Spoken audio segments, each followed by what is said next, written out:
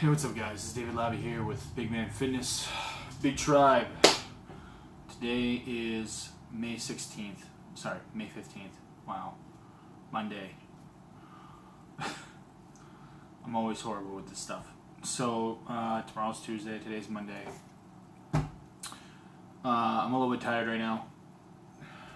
And it's only like 8:40 in the evening. I have a lot of stuff that I have to do tomorrow. I don't even know where to begin. But, so, I'm fine. Everything's fine. Everything's actually going pretty well.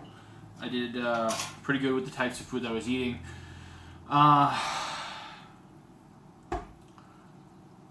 This morning I went to the gym and I had an awesome workout again. It was awesome. I lessened the weight on the leg extension and the leg press, and I did about 20 reps of each, and I felt a really great burn. No problem with my ankle whatsoever. I did the massage again, the hydro massage bed, and I isolated it on my calves and ankles for about 5 minutes each at some point, and that really has helped. My ankle feels a lot better. It felt immediately better afterwards. I've had much less issues with it since then. It aches a little bit right now. Not horribly, but a little bit.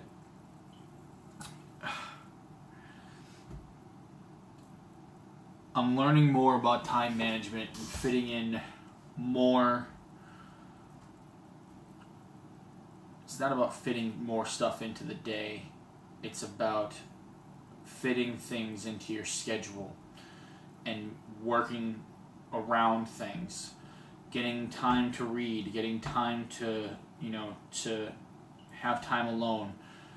Practice gratitude, meditate, do yoga, work out, cook, feed yourself, talk to family members, do errands, make phone calls that you have to make, call the doctor's office, call your office, have conversations and stay connected with family members and friends. Try not to surf Facebook 24 hours a day, batch it so that way, you're doing like maybe 15 minutes to a half hour. You check out people's stuff, you like it, comment, whatever, and then you're off and you wait until either, before you go to bed or, later on when you have some more free time. I'm learning more about this. And it's not about learning, it's about I'm practicing more. I'm practicing about getting things done in a certain amount of time. And I'm going to admit it. I am struggling. I have been struggling this entire time. The last 5 weeks have been hectic for me with family members,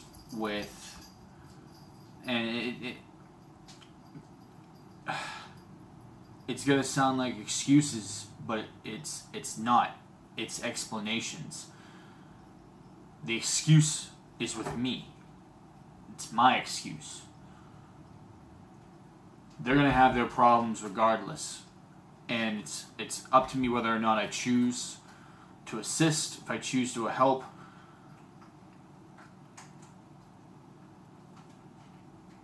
But you have to allot for that time, because that's time taken away from you. I'm 31 years old, guys. It's not like before when you're in your 20s, when you're a teenager and you go to school, you go to work, and then pretty much you fart around, or you make phone calls while you're at work and all that other stuff. Like, now I have to pay attention to what I'm doing in the moment, and you have to schedule these things.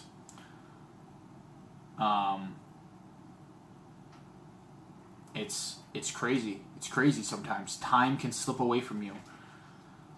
Next thing you know, you look up and it's 3 o'clock in the afternoon and you still have XYZ on your list that you need to get done. But what I'm transitioning into with this is, no matter what you're doing, no matter what you have going on in your life, you still need you time. You need time for yourself, away from everybody, or doing something that you love. You need time to recharge. I'm a weird individual. I have multiple aspects. I'll eventually be able to talk someday, guys. Everybody's multifaceted, but for me, I know that I'm more than other individuals. Like, some people, they like to go out and they're like, oh, let's go out and, let's go to the club or let's go to the bar. Like, it's not really my scene, but, sometimes some of the things that I need to do in order to recharge myself is I need to go out. I need to go out with my buddies. I need to go over one of their houses, hang out, play a video game, watch a movie or something like that.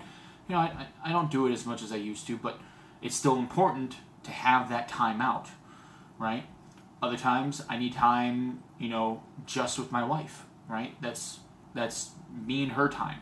And you can't think of that as, I'm not here to give relationship advice, please, but time with your spouse is extremely important. Spending time with them, making sure that they know that they are a priority in your life. But also, it's relationship time. It's not just about them, it's about the two of you. It's about together, the unity between the two of you. And recharging that relationship, because that's also time. But then there's also the aspect of time with self. Sometimes I just need to sit down and read a book. Sometimes I need to sit down and read a dumb book. I say dumb book. It's not really dumb. I need to read something that's an entertainment, right? Now, I love reading self-help books. I love reading business books. I love reading educational books, biographies, autobiographies, science, history. Not too big of a history buff, but I do like some of them. Primarily, I like psychology, science, self-help, and business, and my field, the technical aspects of my field, which is primarily computers, marketing, social media, and other programs and stuff like that. So I have tons of books, and I read them, and I love reading them. I enjoy reading them, but they're not. It's not like the main notion of entertainment. Sometimes you need time to just separate yourself. It's like time, when you go and watch a movie, which is just instant gratification, watching a movie. You need time doing that too, but, my choice is, what I like to do is, sometimes I binge watch Netflix, sometimes I binge watch a movie or something like that, or sometimes I like binge reading. I'll read an entire book in like 2 to 3 days, and that's what I'm doing right now. I'm reading a fantasy fiction novel. Why? Because it's what I like. It's what I like personally. It's what I like the most. I enjoy it. It was one of the things that my brother and I used to be able to kind of bond over. I was a little bit more athletic growing up than he was, and there wasn't really much that him and I related on, but the few things that we did, I definitely tried a lot to like look into what he did, but he's the one that introduced me to reading, when I was younger. He's my older brother. He introduced me to the world of fantasy and magic, and I was hooked. I was hooked right from the get-go. I remember, I can't remember the author, but the first series that I read that was more magically inclined, right? That was actual fantasy novels, was The Circle of Magic. I think it was The Circle of Magic. It was The Circle of Magic. I just can't remember who wrote it. And went on from there, and I just, I pick up a book here and there, and I loved them. And then I got into Margaret Wise and Tracy Hickman, the Dragonlance Chronicles, and then I got into R.A. Salvatore. The story of Dritz Dord and and the Highwaymen.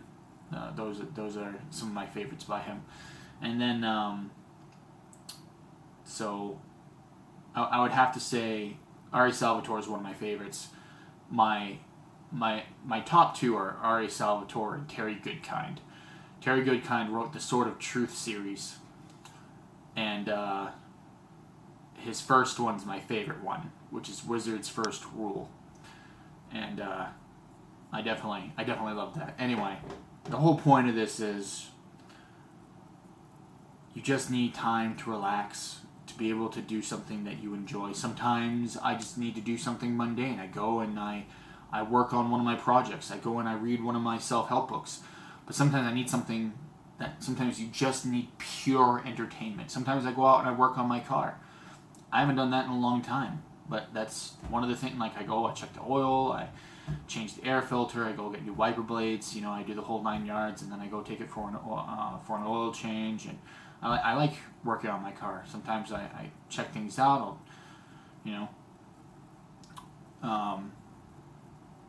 Whatever it is that you like to do, you need to find out what it is, those top 5 things, and schedule them in.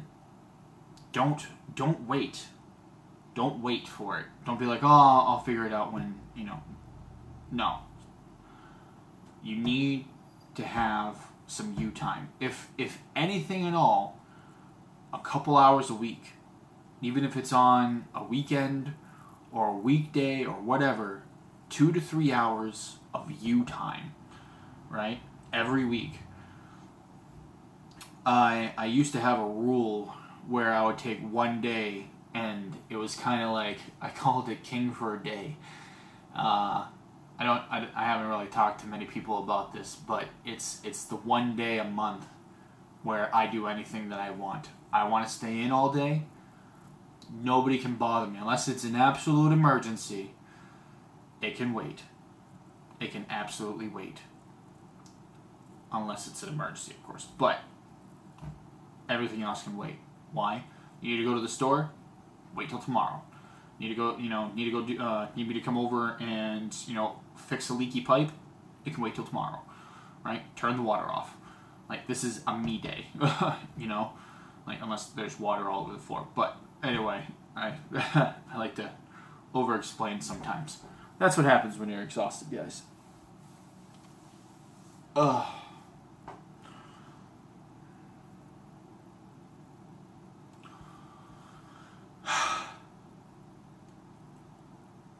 I want this to work. I'm on week 10. I know that I'm making mistakes, and I'm owning up to them. I know what I need to do, and there's no excuses. But I'm not going to allow myself to beat myself up. At least not completely. Not like I used to. It's okay to acknowledge the problem. I know that I have problems going on.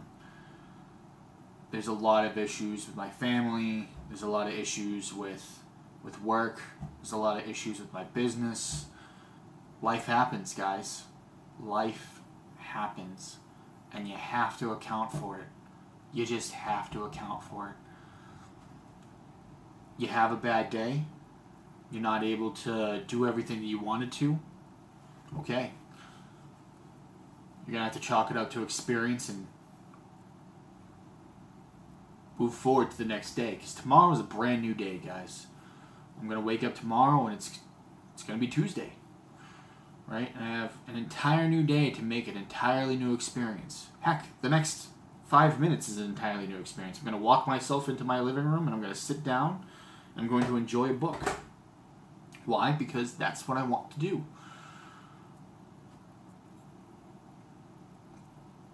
It's good to hustle and grind. It's good. But you can't burn the candle at both ends. That doesn't mean that you have to be a wimp about it. I acknowledge that. Right? But I was the guy that used to work 70 to 80 hour weeks all the time. I literally, I remember one time, I was working I was working three jobs at the time, and in 1 week, I was literally going from job to job, eating on the job. I went home and I would sleep for 3 hours, get up and do it all over again. I did it for like 6 days straight, and I worked over 100. I think it was like 112 hours.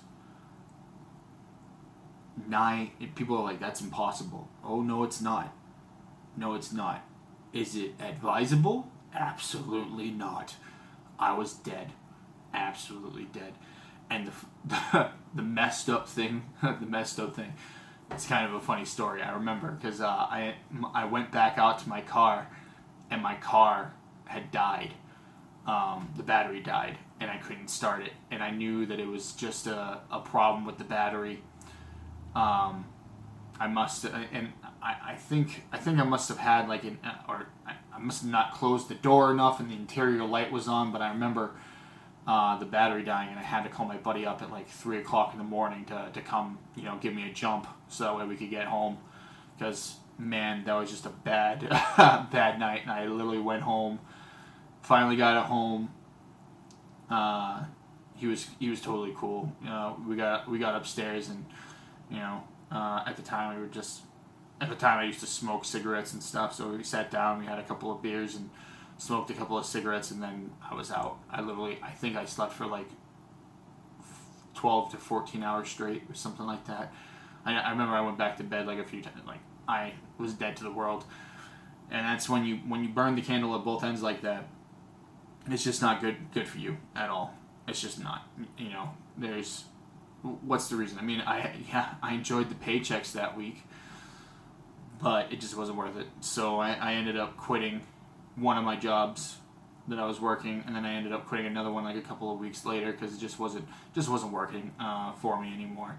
And also when you're trying to like keep track of those things, when you're telling them your availability for one job and the other job, and and then the third job was a per diem, where they would call me up, and I would go and I would work some respite.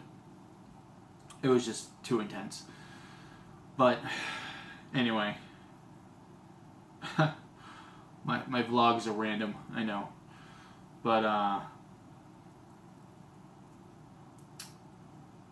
man, I hope you guys understand that like this is a process. It's a process to get from where you are to where you want to be. And also, I'm already partway there. I've lost 53 pounds definitively right now. Altogether, I've lost 105, technically 106 from what my highest weight was. I used to be 408 pounds. Now I'm 302, right? 302.4 or something like 302.6, whatever, right?